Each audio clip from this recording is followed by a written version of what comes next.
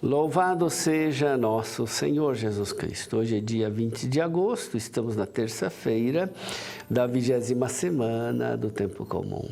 O Evangelho de hoje é de Mateus, capítulo 19, versículos 23 a 30. Naquele tempo, Jesus disse aos discípulos: em verdade vos digo, dificilmente um rico entrará no reino dos céus. E digo ainda, é mais fácil um camelo entrar pelo buraco de uma agulha do que um rico entrar no reino de Deus. Ouvindo isso, os discípulos ficaram muito espantados e perguntaram: então quem pode ser salvo? Jesus olhou para eles e disse: para os homens isso é impossível, mas para Deus tudo é possível. Pedro tomou a palavra e disse a Jesus: vê, nós deixamos tudo e te seguimos. O que haveremos de receber? Jesus respondeu: em verdade vos digo, quando o mundo for renovado e o Filho do Homem se sentar no trono de sua glória, também vós, que me seguistes, havereis de sentar-vos em 12 tronos para julgar as 12 tribos de Israel. E todo aquele que tiver deixado casa, irmãos, irmãs, pai, mãe, filhos, campos, por causa do meu nome, receberá 100 vezes mais e terá como herança a vida eterna.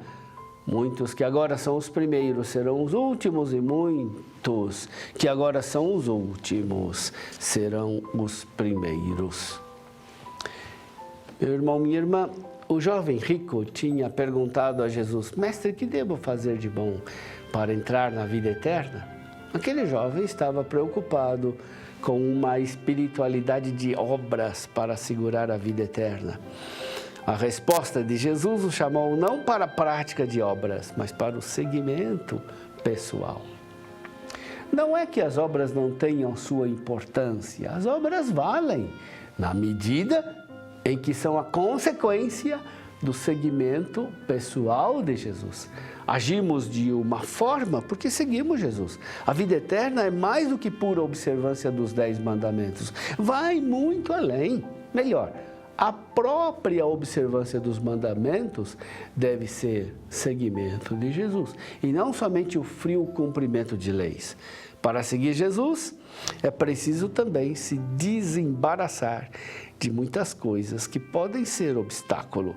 É por isso que Jesus lhe pede que doe os seus bens aos pobres para segui-lo. O Evangelho de hoje começa com um comentário de Jesus sobre a covardia daquele jovem que foi embora triste porque tinha muitos bens. Em verdade vos digo, dificilmente um rico entrará no reino dos céus. É mais fácil um camelo entrar pelo buraco de uma agulha do que um rico entrar no reino de Deus. Os discípulos se espantam.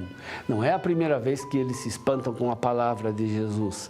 Eles já tinham se escandalizado diante do vínculo indissolúvel do matrimônio.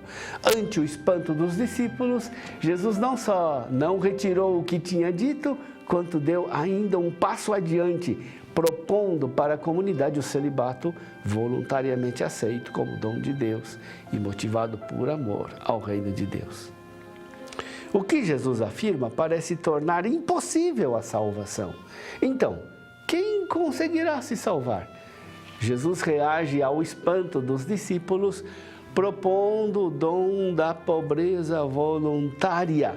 Essa pobreza voluntária inclui não somente os bens materiais, casas e campos, mas também os afetos fundamentais da vida: irmãos, irmãs, pai, mãe, filhos.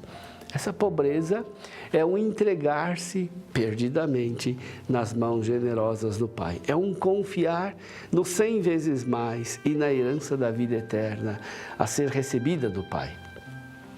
O cêntuplo prometido por Deus não é somente uma promessa que se realizará na consumação dos tempos, é algo que já acontece neste mundo, na vida da igreja.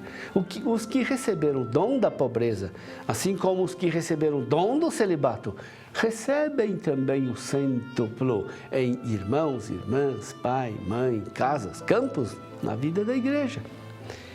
Os cristãos sempre procuraram viver a palavra de Jesus, evitando dois extremos. Um extremo é o de cair na avareza, o apego desordenado de bens e riquezas que desvia o coração de Deus, do Deus vivo, e prejudica o irmão. Um outro extremo é o da miséria, que arruína a dignidade pessoal e dá ocasião ao parasitismo.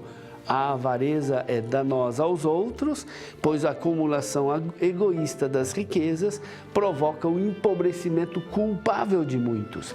A miséria é danosa para o próprio miserável. Há também entre os discípulos de Jesus aqueles que vivem o que é impossível para os homens, mas que para Deus é possível.